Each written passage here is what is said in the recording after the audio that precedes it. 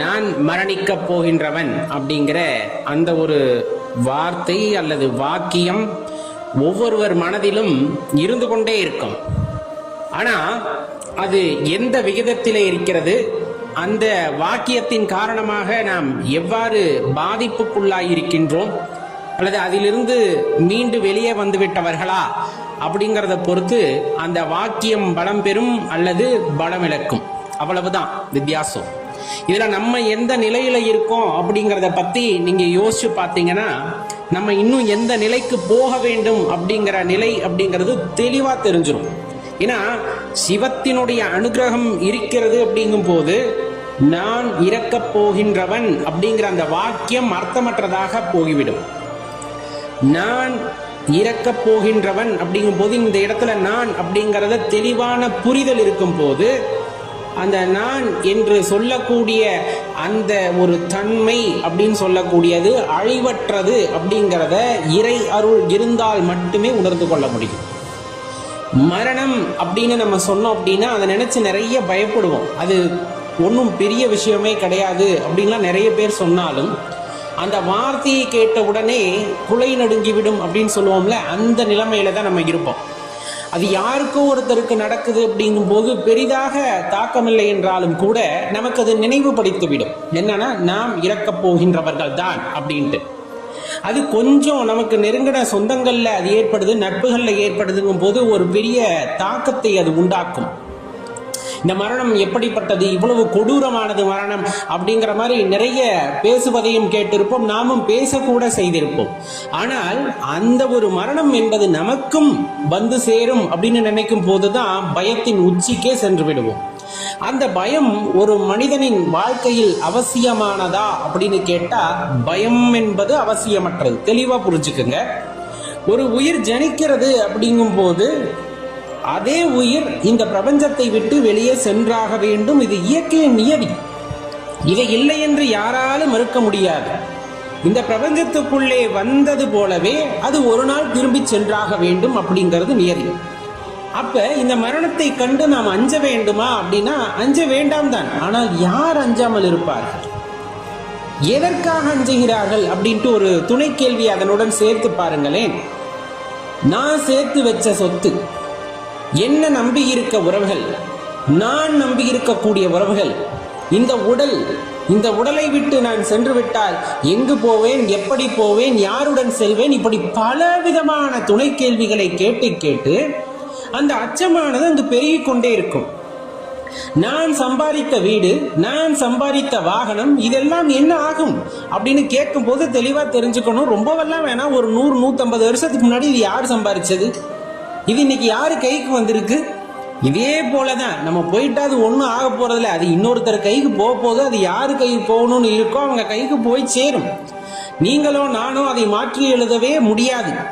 நம்ம உயில் எழுதி வைக்கிற மாதிரி வேணா உயிலை கூட மாற்றி எழுதலாம். ஆனா இறைவன் இட்ட கட்டளையை, இறைவன் எழுதிய எழுத்தை யாராலும் நீக்க முடியாது, அழிக்க முடியாதுங்கிறத தெளிவா தெரிஞ்சுக்கணும். இதெல்லாம் கடினமா இருந்தாலும், உணர்ந்து கொள்ள கடினமாக இருந்தாலும், உணர்ந்து கொண்ட பின்பு கடினமாக இருந்தாலும், இதுதான் உலக நியதி, பிரபஞ்ச நியதியும் அதுதான். அதனால் இந்த நான் அப்படிங்கிற அந்த விஷயம் தேடுதலுக்கு உட்பட்டது. அந்த நான் என்ற வஸ்துக்கு எப்போதுமே அழிவில்லை அப்படின்ட்டு தான் நம்மளுடைய தர்மம் தெளிவா போதிக்கின்றது. அதை எப்பொழுதுமே மனதில் கொண்டிருத்தல் வேண்டும். அப்ப மரணம் அப்படின்னு சொல்லக்கூடியது பயமுறுத்தக்கூடிய வார்த்தையான கிடையாது.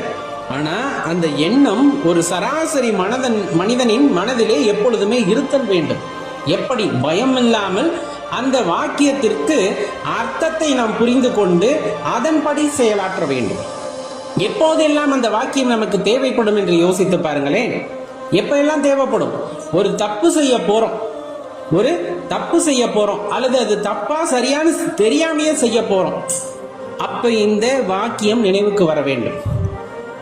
நான் மரணிக்கப் போகின்றவன், எனக்கும் மரணம் என்பது உண்டு அப்படிங்கிற அந்த வாக்கியத்தை நாம் நினைவில் கொண்டோமே, அந்த தவறு செய்யாமல் கொஞ்சம் தள்ளி போடுவோம் கண்டிப்பா. ஏன்னா மனிதன் என்றால் அழிந்துதான் ஆக வேண்டும், உயிர் என்றால் இந்த பிரபஞ்சத்தை விட்டு போய்தான் ஆக வேண்டும். அப்படி இருக்கையில எதற்கு இந்த ஆட்டம் போட வேண்டும் அப்படிங்கிற அந்த துணை கேள்வியை நீங்க நம்ம கிட்ட சேர்த்துக்கிட்டோம் அப்படிங்கிற பட்சத்துல கண்டிப்பா அந்த இடத்துல ஒரு சின்ன நிறுத்தம் ஏற்படும். எந்த வினையை ஆற்றுவதற்கு முன்பும் அந்த ஒரு சின்ன நிறுத்தம் ஏற்படும். அந்த நிறுத்தம் இறைவன் நமக்கு தெளிவை கொடுக்கக்கூடிய நிறுத்தம். அப்படி யோசிச்சதுமே ஒரு நிறுத்தம், ஒரு யோசிச்சுட்டு அப்படி கொஞ்சம் இடைவெளி வரும்ல, அந்த இடத்தில் இறைவன் இருப்பார், அந்த இடத்தில் ஈஸ்வரன் இருப்பார். அங்கு நியாயத்தை போதிப்பார். நீ இதை செஞ்சா இந்த தப்பாகும், இது அவர்களை பாதிக்கும் அப்படின்னு மட்டும் சொல்லுவார். அந்த பாதிப்பை ஏற்படுத்துவதும் ஏற்படுத்தாமல் இருப்பதும் உமது கையில் அப்படிங்கிற அந்த ஒரு வாய்ப்பை நம்ம கிட்ட கொடுத்துட்டு போயிடுவார். அதுக்கப்புறம் தான் நம்ம தெளிவாக முடிவெடுக்கணும். இந்த தவறை செய்தால் இந்த மனிதர் பாதிப்பார் என்று தெரிந்தும் அவ்வினையை ஆற்ற துணிகின்றோம் என்றால் அந்த கர்மாவிற்கு நாமே பொறுப்பானவர்கள். இந்த வினையை ஆற்றும் போது அந்த மனிதனுக்கு பாதிப்பு ஏற்படும் என்று தெரிந்தவுடன் அவ்வினையிலிருந்து நாம் மீண்டு வந்து விடுகிறோம், அதை செய்ய வேண்டாம் என்று வந்து விடுகிறோம். அப்படிங்கும் போதுதான் நம்ம இறை அருளால் வழிநடத்தப்படுபவர்கள் ஆகின்றோம்.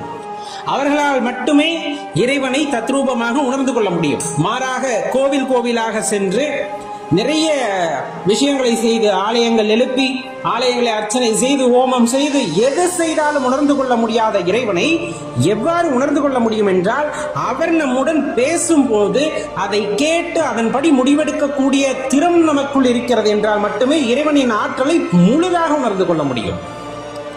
மற்றபடி அந்த குரலை நாம் கேட்டும் கேட்காதது போல கடந்து விட்டோம் எனில் அந்த வாழ்க்கை பிரயோஜனமற்ற வாழ்க்கையாக போகுமே தவிர அர்த்தமுள்ள வாழ்க்கையாக மாறாது என்பதை மனதில் கொள்ள வேண்டும். மரணம் யாருக்கு வராது? யாரேனும் சுட்டி காட்ட முடியுமா? நம்ம இதிகாச புராணங்களிலே சில பேர்த்தை குறிப்பிட்டு சொல்லி இருப்பார்கள். அந்த சிரஞ்சீவிகளை நம்மால் இப்பொழுது பார்க்க முடிகிறதா? உருவமாக, ஒருவேளை அருவமாக அவர்கள் இருக்கலாம், உருவமாக இல்லை. உருவமாக நம்மால் பார்க்க இயலாது. காரணம், அந்த உயிர் அவ்வுடலை விட்டு நீங்கியாக வேண்டும் அப்படிங்கிறது யதார்த்தம். அந்த உடல் ஒரு குறிப்பிட்ட அளவுக்கு மேல் அழிவு பாதையிலிருந்து நீங்கி இருக்காது அப்படிங்கிறது யதார்த்தம். இதை தெளிவா புரிஞ்சுக்கணும். ஏன்னா இந்த புரிதல் அப்படிங்கிறது ஒரு மனிதனுக்குள்ள, அதுலயும் அந்த மனசுக்குள்ள ஏற்பட்டுருச்சுன்னா நிறைய விஷயங்கள்ல இருந்து நம்ம மீண்டு வந்துடுவோம். செய்யக்கூடிய தீய கர்மாக்கள் எதையும் செய்ய மாட்டோம். நமக்கும் மரணம் உண்டு அப்படின்னு நினைக்கும் போது கண்டிப்பா உண்டு. அதுக்குள்ள நம்ம என்ன செய்யணும் அப்படிங்கறத திட்டமிட்டு ஒரு தொலைநோக்கு பார்வையுடன் நாம் செயல்பட ஆரம்பிப்போம். என்ன காரணத்திற்காக வந்தோம் அப்படிங்கறத உணர்ந்து கொள்ள முயற்சிப்போம். அவ்வாறு முயற்சிக்கும் போது அதற்கான விடையும் இறைவன் சொல்வார். அதை காது கொடுத்து கேட்க வேண்டும், அவ்வளவுதான். இறைவன் சொல்லும் போது காது கொடுத்து கேளுங்கள், கேட்கும் போது அதற்கான விடை கேட்கும். அப்ப அதை நோக்கி செல்லுங்கள். அப்ப ஒரு கட்டத்துல என்ன ஆயிடும் அப்படின்னா, மரண தூதுவனே நேரடியாக வந்து நின்றான். அவனுக்கு அஞ்சாமல் அவனை பார்த்து இதோ வருகின்றேன் அப்படின்னு சொல்லக்கூடிய ஆத்ம பலம் ஒருவருக்கு இருக்கிறது என்றால், தூதுவன் நீங்கி அவ்விடத்திற்கு தேவன் வருவார். நம்மை அழைத்து செல்வதற்கு அந்த பரம்பொருளை நேராக வருவார். காரணம், அந்த மரணத்தை நேருக்கு நேர் எதிர்கொள்கின்ற அந்த திறன் யாருக்கு வரும் என்றால், சிவபெருமானுடைய பாத மலர்களை சரணடைந்தவர்களுக்குத்தான் அது கிடைக்கும். எல்லாம் என் அப்பன் செயல், அதை மிஞ்சி உலகத்திலே எதுவும் நடைபெறப் போவதில்லை. அவன் போ என்றான் வந்தேன், அவன் வா என்றான் போகின்றேன் அப்படிங்கிற அந்த எண்ணம் ஒருவனுக்குள் வந்துவிட்டால் மரணத்தை கண்டு அவன் அஞ்சுவது இல்லை. அவ்வாறு அஞ்சாமையில் இருக்கும் பொழுது, மரணத்தை கண்டு அஞ்சாத மனநிலை ஒருவன் பெறுகின்றான் என்றால் அவன் இறைவனுடைய அந்த அருளாற்றலை முழுமையாக பெற்றவனாகின்றான். அப்படிப்பட்ட உயிர்களை எல்லாம் போற்றி பாதுகாக்கப்பட வேண்டும், போற்ற வேண்டும். காரணம் இருக்கிறது. நாம் ஒரு சின்ன அலறல் சத்தம் கேட்டாலும் அலறி விடுவோம். ஆனால் மரணத்தை எதிர்கொள்ள அந்த ஒரு ஆத்ம பலம் ஒருவருக்கு இருக்கிறது அப்படின்னா அது எவ்வளவு பெரிய விஷயம், யோசித்து பாருங்கள். நானும் மரணிக்க போகின்றேன் அப்படிங்கிற அந்த உணர்வு, ஆனா அது தைரியமாக உணர்வாக வருகிறது. ஏன்? இறைவன்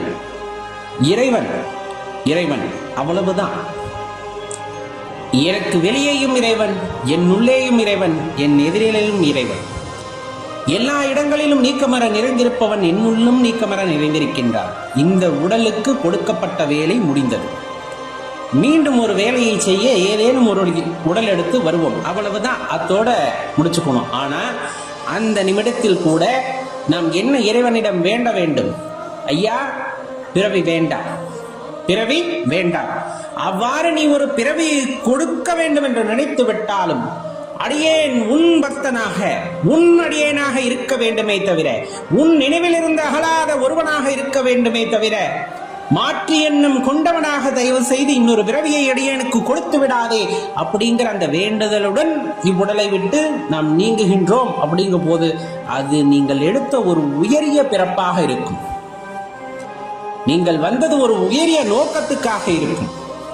பலரும் நம்மால் பயனடைந்தார்கள், பலருக்கும் நம்மால் வழிகாட்ட முடிந்தது. அப்படிங்கும் போது இறைவன் கொடுத்த அந்த சிவபெருமான் கொடுத்த அந்த சிவம் கொடுத்த அந்த வேலையை சந்தோஷமாக முடித்து செல்கின்றோம் அப்படின்னு நினைக்கும் போது அதனை விட பெரிய விஷயம் இவ்வுலகத்திலே வேறு எதுவும் இருக்க முடியாது. உள்ளார உணர்ந்து கொள்ளுங்கள், அனைவருக்கும் மரணம் வரும். அது எந்த வயதில் வேண்டுமானாலும் வரும். காரணம் என்ன? அவரவர் வாங்கி வந்த வரம். எதை நாம் செய்ய வேண்டும் என்று வந்தோமோ அதை விரைவாக செய்திடல் வேண்டும். கவனச்சிதறலின் காரணமாக, இன்று இருக்கக்கூடிய கேளிக்கைகளின் காரணமாக நேரத்தை வீணாக செலவிட்டு நாம் வந்த வேலையை மறந்துவிட்டு இருந்தோம் என்றால் உடல் பிணிவாய்ப்படும். இந்த உடலிலிருந்து நாம் நீங்க வேண்டிய கட்டாயம் வரும். மீண்டும் அதே வேலையை செய்வதற்காக மீண்டும் இன்னொரு பிறவியை எடுக்க வேண்டும். மீண்டும் மீண்டும் பிறந்து பிறந்து இழைத்து இறைவனை போய் சரணடைதல் அப்படிங்கிறதே பெரும் கனவாகிவிடும். ஆனால் என்ன வேலைக்காக வந்தோம் என்பதை இறைவனிடம் கேட்டு அவ்வேலையை திறம்பட முடித்துவிட்டு அந்த மரணத்தை ஒரு ஆத்ம பலத்துடன், ஒரு அதீத பலத்துடன் அப்படியே எதிர்த்து நின்று அவனுடன் செல்ல தயாராகும் போது சாட்சாத் அந்த பரம்பொருளே வந்து நம்மை அழைத்துக்குவார். அப்படின்னா அதில் எல்லளவும் சந்தேகம் கொள்ள வேண்டாம்.